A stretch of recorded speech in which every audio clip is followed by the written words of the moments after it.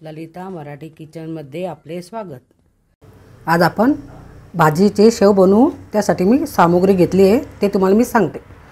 100 gram बेसन पीठ घेतलेले आहे, हळद, लाल तिखट, चवीनुसार मीठ आणि ओवा घेतलेला आहे अर्धा चमचा आणि थोडं तेल घेतलेलं आहे। आता आपण पीठ मळून घेऊ। बेसन पीठ,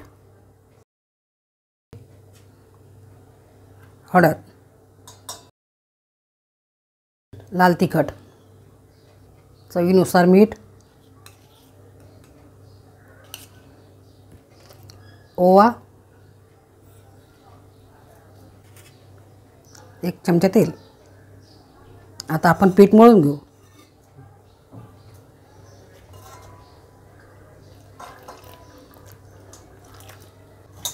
थोडं थोडं पाणी टाकत राहायचं आणि असं घट्ट पीठ मळून घ्यायचं। आपल्याला शेव बनवायचे।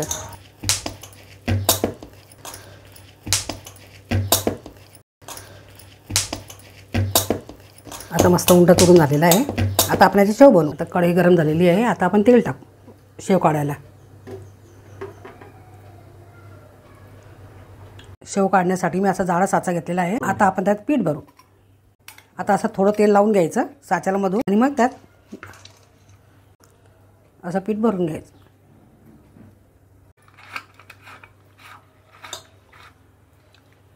आता आपण शेव काढू।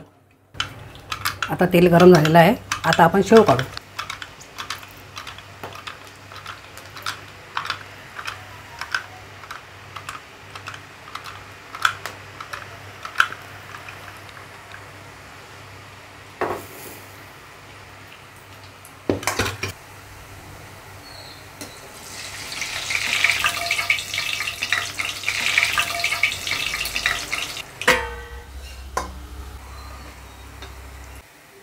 भाजीची शेव तयार झालेली आहे।